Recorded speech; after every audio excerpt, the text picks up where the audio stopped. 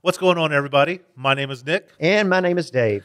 and this is the Deep Dive, and we are starting a brand new series for this time of Lent.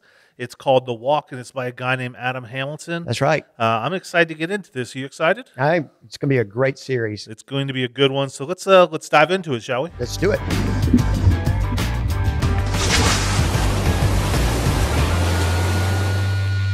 All right, Dave. Well, before we get too far into The Walk, Okay. you mentioned something during your sermon on this past Sunday, and I thought it was quite interesting that you really brought in a bunch of lyrics from a bunch of songs. Did you realize you did that? I did. And what was up with that? What was I doing?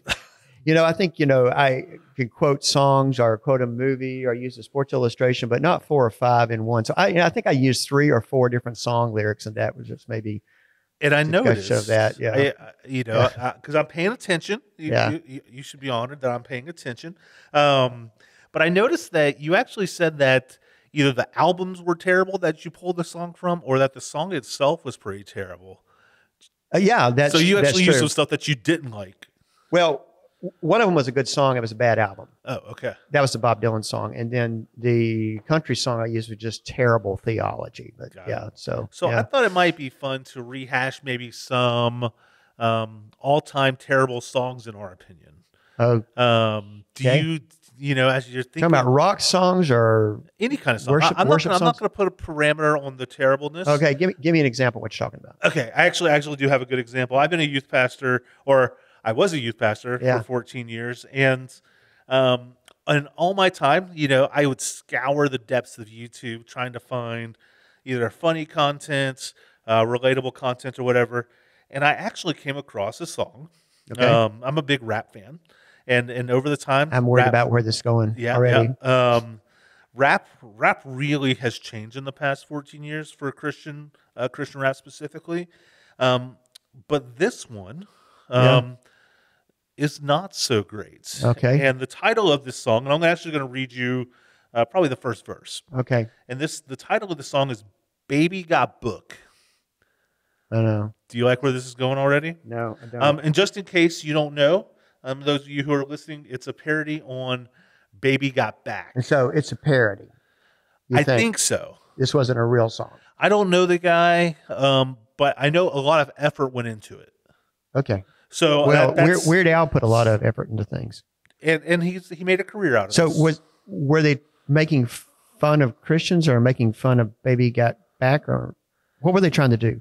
I think they were trying to use a popular song and put a Christian spin to reach the kids, to reach the youths. This is almost the worst thing ever. This idea. Look, if you think that's the worst thing ever, let me read you some of the lyrics. So don't get too far ahead of yourself.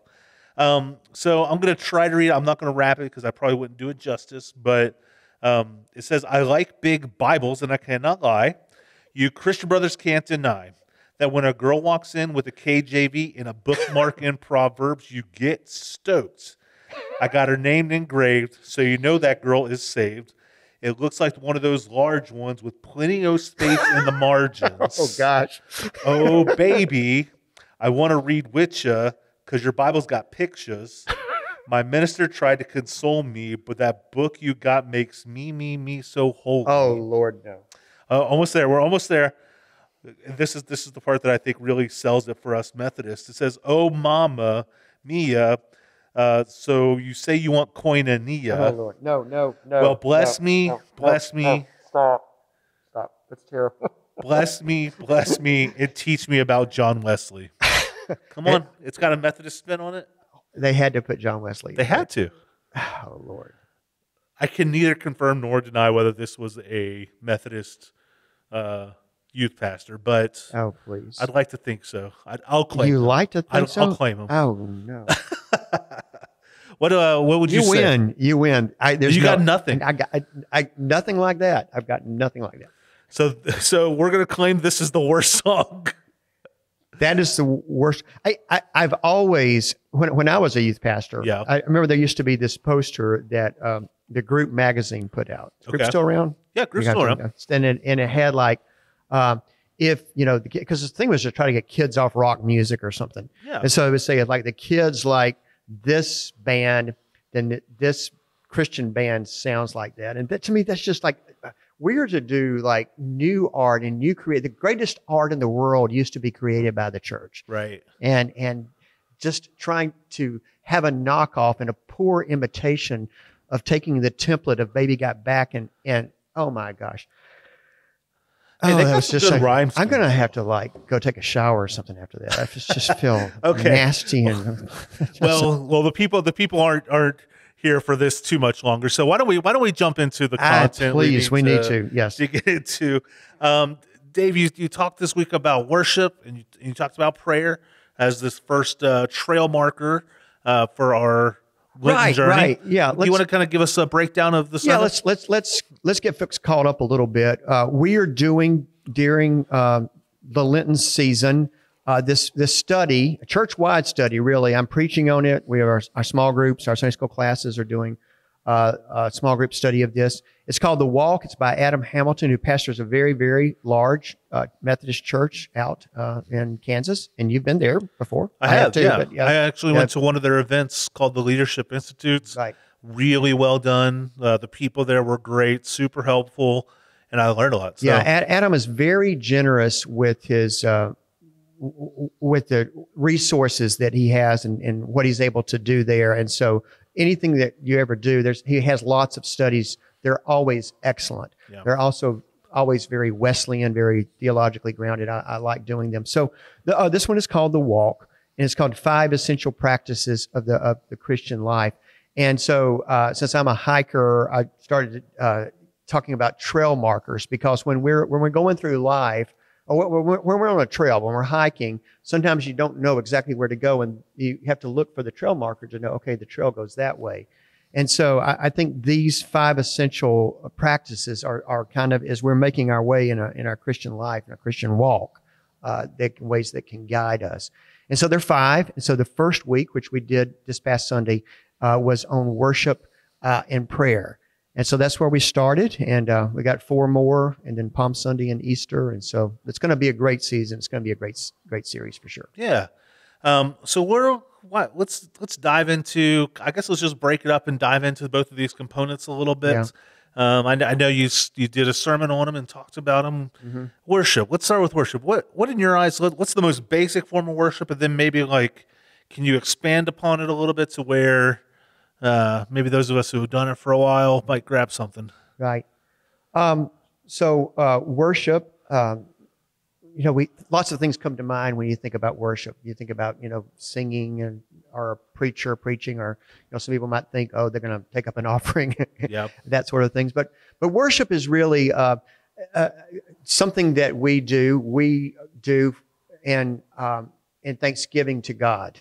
It's our response as God's creation, as God's creatures, back to the divine. And in that, we, I think, can have our eyes open, can have experiences of what gets us in touch with the eternal. We live confined in our time and space. Sometimes just what's right in front of us and our experience is the only thing. Worship opens us up to eternity and gets us in touch with that which is divine and holy. And so I talked about several words that the Bible uses. One, the translation would be to bow or to be prostrate, before somebody like a king or somebody mighty like that. One of them talked about something that we might do in service if someone is holy, kind of like a servant. That's our service to God. And then there was one that talked about just sort of this almost like shirking away from something that is so powerful and so holy, being in the presence of that you're almost like brought back because of an experience. It's like, you see the Grand Canyon for the first time, and it's almost this transcendent experience. Or I used yesterday, a big thunderclap comes down, and it scares you and you shriek back, but there's also something about it that's strangely beautiful.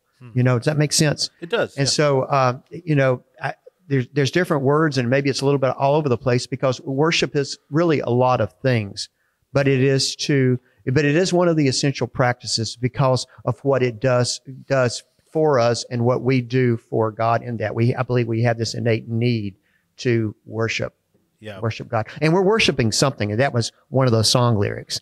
That's right. To figure out what are we worshiping? Are we worshiping God? Are we worshiping something else? Usually something that's pretty selfish. And so it gets us out of ourself and into that which is eternal. When you talk about worship in space and you're kind of talking about the prostrate and all that stuff, do you think that there's I talk to people who believe that, you can tell how spirit-filled a worship is by how many people are raising their hands or jumping up and down. Do you think there's any truth to that, or do you think it's... I think there's different styles for it, for worship, and things that people are comfort level, usually with what tradition they come from. I think raising your hands in worship is certainly very biblical. Yeah. There's something about like when I was a toddler, or like when I think of my kids when they're toddlers, they come running towards you with their hands up, daddy, daddy. So there's something about that I like. That's sort of surrendering. But then there's some people that they would just be so offended because we clap in our worship service, right? Yeah. And so, but because that's very reverent to them, and I mean, to not clap. And so to hear that would just be blasphemous to do that. So part of that is your own experience and sort of maybe how your brain's wired up a little bit. Do you think culture has shifted how we engage in worship service? Oh, 100% it has. Yeah. We can watch it evolve over the years. And how we even design and do worship service. Just think about it, because I know I'm a lot older than you, but think about how worship has changed over the last 25 or 30 years. Yeah. And part of it's good, part of it's not good.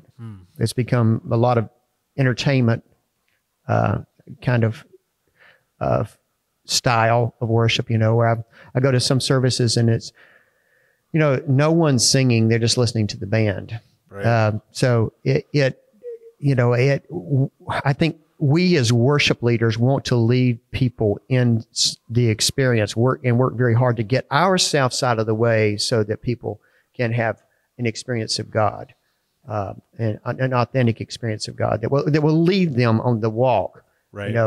Just having an experience, you can have an experience of a lot of things that may even feel church-like. You know what I mean? But I love that idea of worship of having ourselves get out of the way. Mm-hmm. We kind of come before, but then we recognize that it's not about us. It's not about anybody else in the room that we're in. Let me ask you a question. Yeah. Just out of curiosity, tell me a powerful worship experience that you've had somewhere in your life. A powerful worship experience. Yeah, where you just felt like this transcend. I mean, it doesn't happen every week, but we've all got some, if we've been going to church for a while, that was just very powerful. What was it about that? One of them that immediately pops out to me was actually, I was on a mission trip and I went to Mexico. And actually this was a very transformational trip for me overall.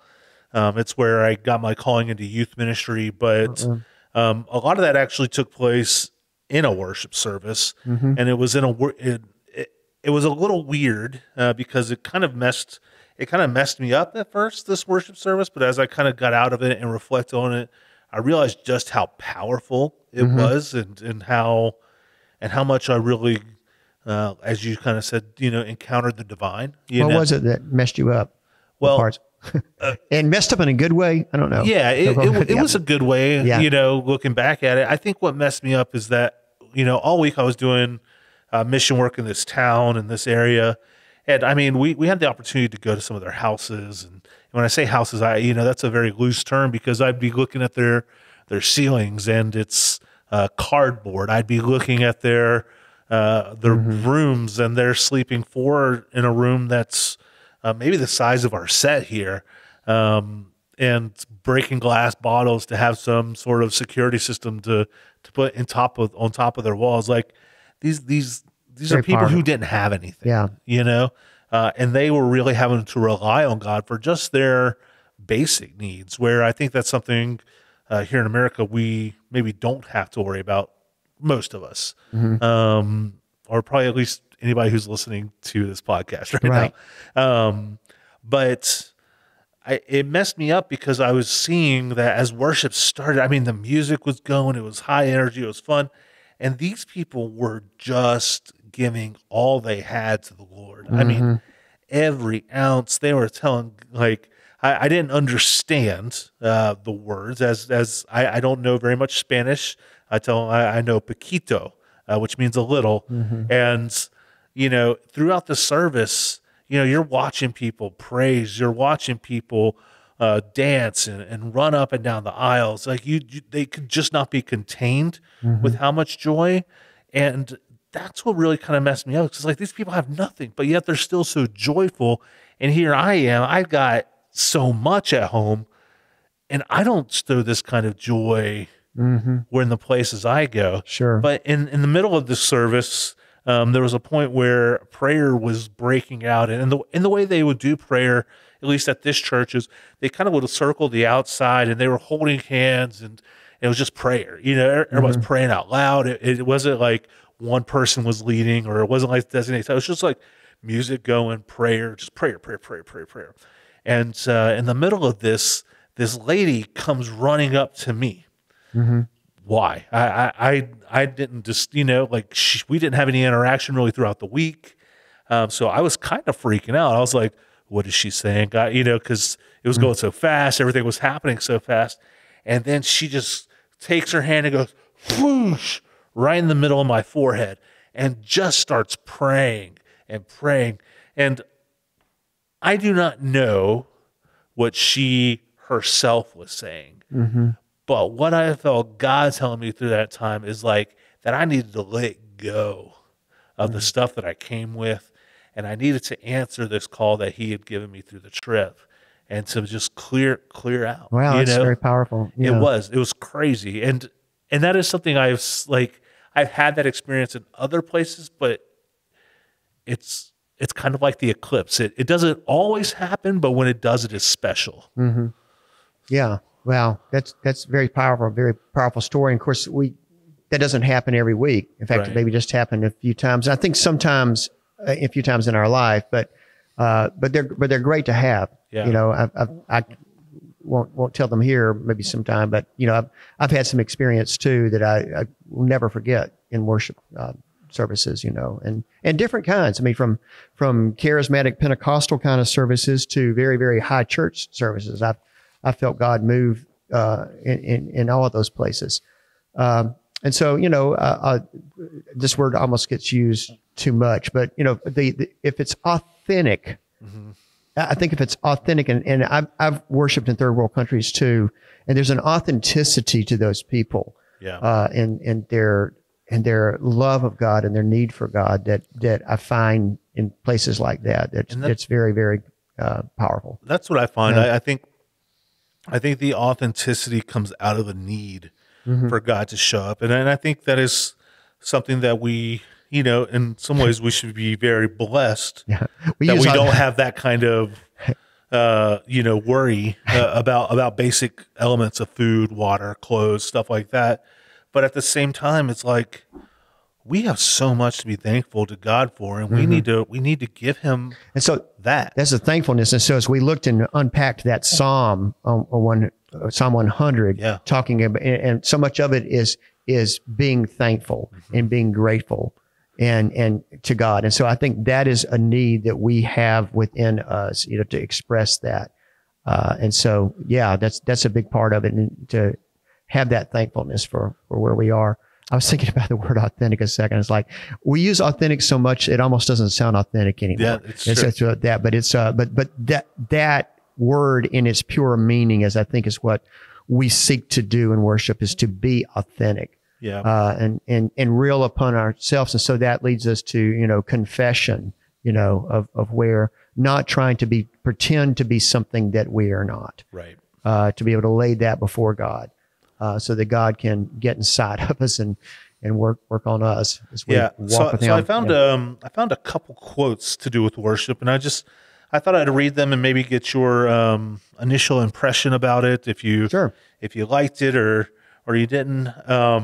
It says, in worship, this one comes from a guy named Matt Redman, who's I know Matt Redman. Yeah, Matt Redman's a great worship leader. Yeah. And it says, in worship, God captures your heart, and when he's got it, that's when the real work begins. I think it's a pretty good definition. Yeah. Yeah. I don't know that I would say it that way, but I get at what he's getting at, and that is to, we want to give our hearts to God, and well, I mean, he's already there, but sometimes it's just not getting more of God, is letting God getting more of us. You know what I mean? Yeah. I think it kind of even speaks to maybe the vulnerability, to open up our hearts that much to something, that when he's captured us in that space, is like, that's when we can really kind of dive in deep. The next one, it says, worship changes the worshiper into the image of the one worshipped. And this one's by a guy named Jack Hayford. Yeah, I know Jack Hayford. I've been to his church. Oh, okay. In Van Nuys, California. Church of I can't remember the name of it, but I've been to it. Okay. Yeah. Say that again. Read it one more time. Worship changes the worshiper into the image of the one worshipped. Ooh, I'm sure I wouldn't have said it that way. I'm not sure I like that quote, because one thing to understand in the very beginning, I think, of our faith is we are not God. Right. We are not God. God is wholly other, one theologian said. And so I think one thing in worship is to maybe bring us in touch with that, but it's, we're not turning into little gods.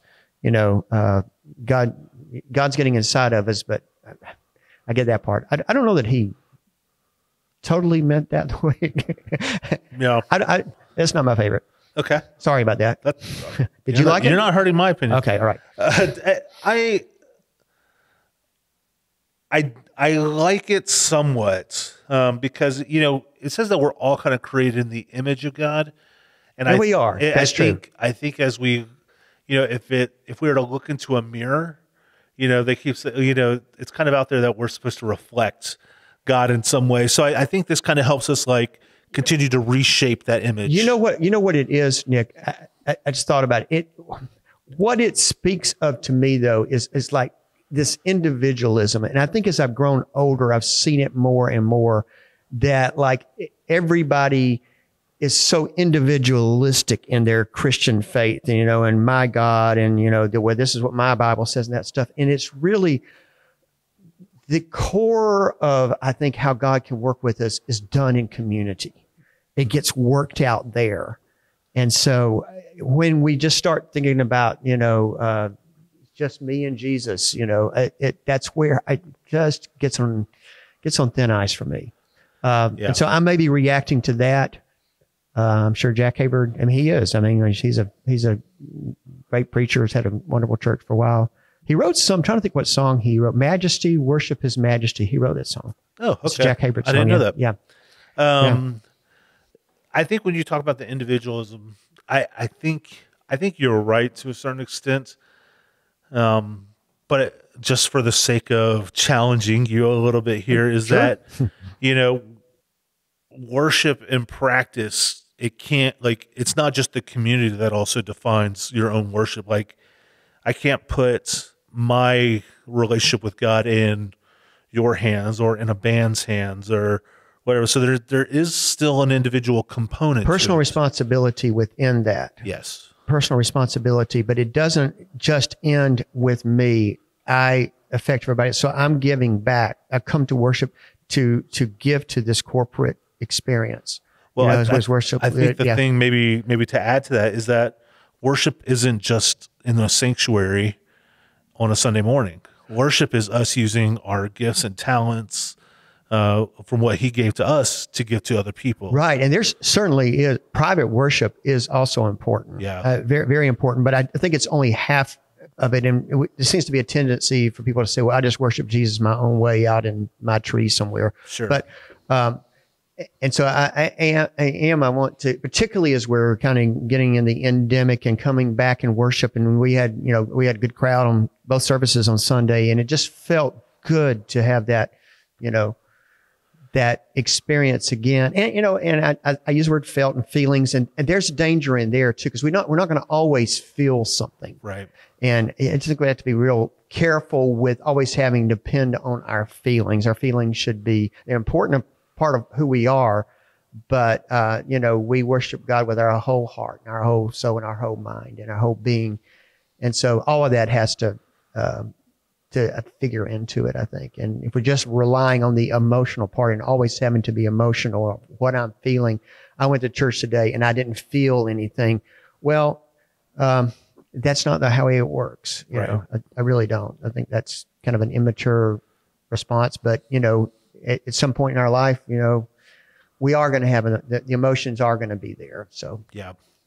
Well, we have hit worship pretty good, and I want to make sure that we give enough time to prayer. Okay. So kind of give us what's prayer? You know, give us that quick outline. What is prayer? Prayer is talking to God. How's that? Easy. Talking to God. I love it. Talking with God, having God talking to us, listening to God. Yeah. All of those things. Yeah. I think a conversation with God. How about that? Conversation with God. I love that. Yeah. And I love when you talk about conversation, we have to remind ourselves that conversation isn't just one way. Yeah. Because then it's just a monologue, right? Yeah. I saw a video one time of a guy who set up a meeting with Jesus, and he came in and got his piece of paper out, and he's like, "All right, Jesus, thank you for showing up. Here's my list of things that I would really love for you to take care of. You know, so-and-so's sick, blah, blah, blah." You know, it just go down his list, and he says, "Here, I'm gonna leave this with you, and we'll see you next time." Yeah. Yeah, I love that. Yeah, and in that other way, it is sometimes for all of us. I think we've all been there, and we kind of turn God into sort of like this sort of spiritual vending machine, you know. So we put these things in, and you know, we get upset when, you know, the Coke doesn't come out, you know, or the answer to our prayer. And so, you know, it is a conversation and giving thanks. There's confession to prayer. There's, you know, there's certainly supplication. There is asking for God's guidance, asking for God's healing, God's mercy, all of those things. But it's also a chance for us to build a relationship, to express our love, to confess our sins and ask for help so that we don't do it again to God. All of that figures into prayer. Yeah. When we kind of come before God in prayer, and when we're asking God, you know, I'm sure as a pastor, you have been brought up to several of the circumstances of when prayer doesn't get answered the way we'd hoped to.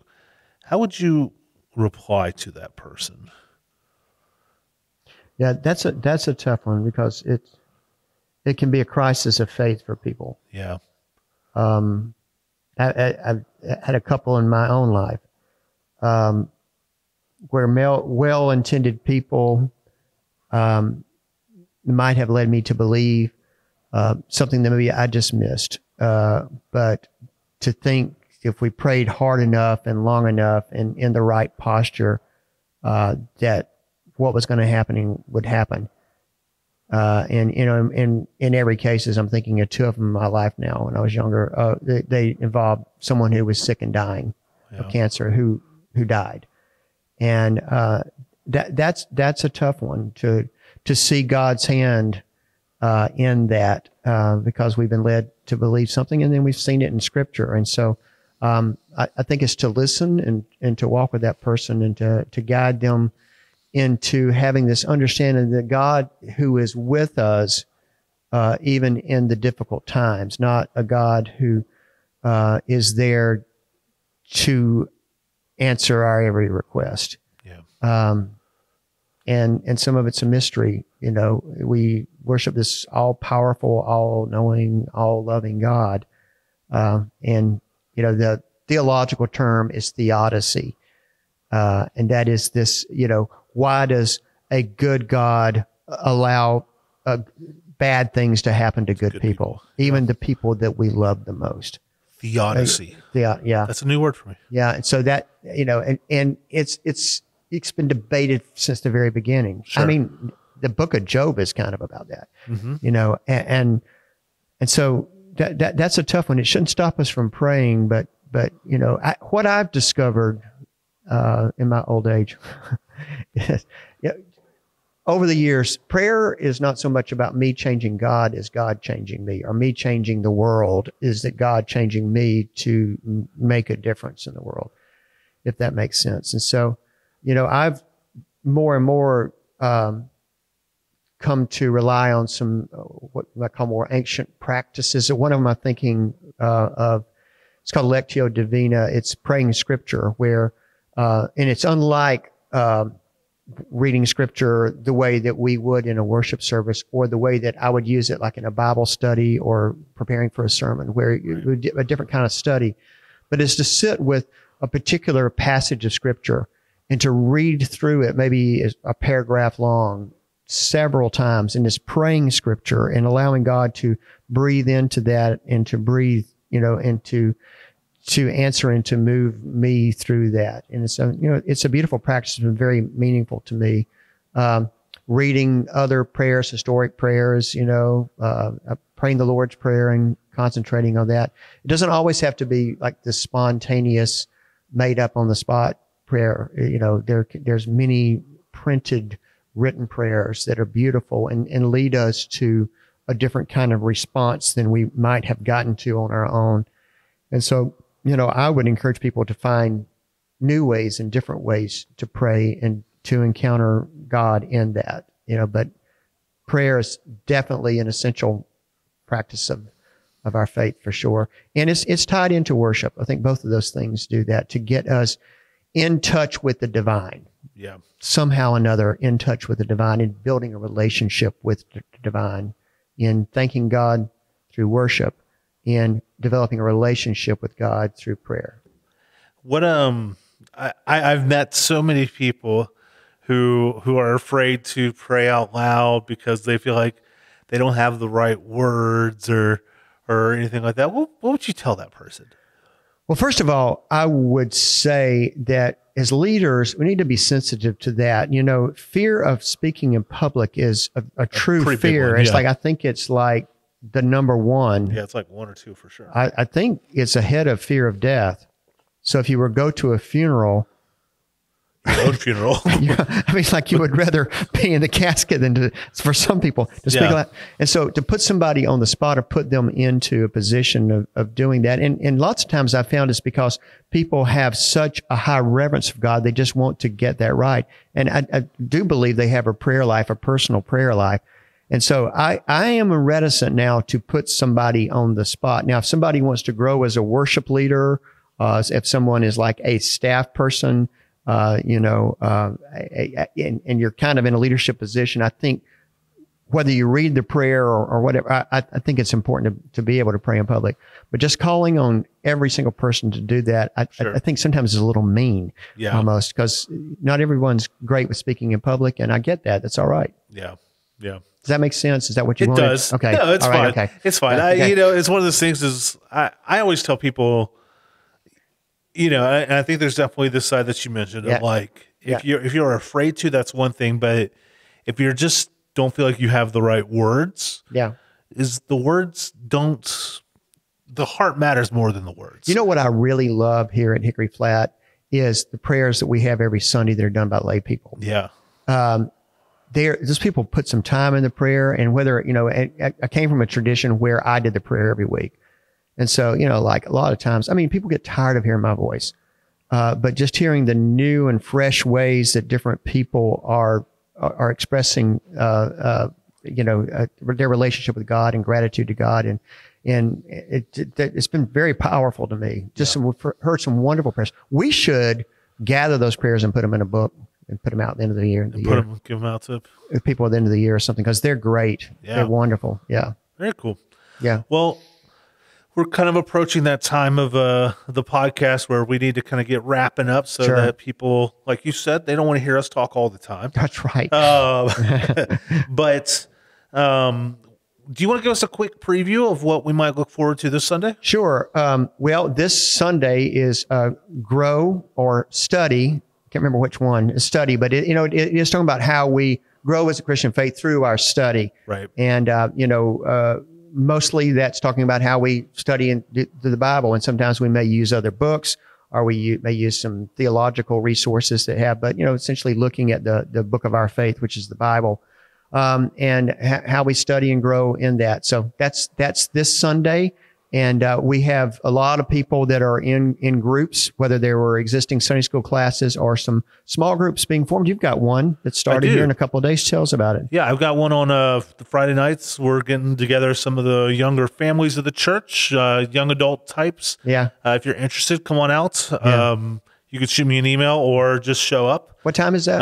It'll be 6 to 8 o'clock. When's the Nerf thing? That's Saturday. Oh, wow. It's going to be a busy weekend. It is going to be a busy week, and it's going to be cold Saturday, so bundle up. I'm hyped up for the Nerf thing. It'll be, I'm hyped up for the Nerf War too. I think that'll be a good time. But always, those of you that are listening, watching, however you're kind of taking us in, is we want you to be a part of these conversations. So if there's anything that we said here today that's resonated with you, that you don't agree with, or that you just want to say like, hey, you guys are doing great. We'd love any of that feedback, or to just be in community and conversation with you guys. So we have an email. It's deepdive@hickoryflat.org. We do check it. So if you put something on there, we will get to it. And yeah, I guess we can wrap it up there. Dave, do you have any final wisdom words to?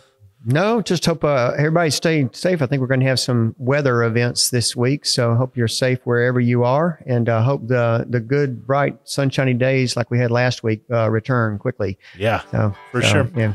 Well, thank you guys for watching, and we'll see you next time. All right, God bless.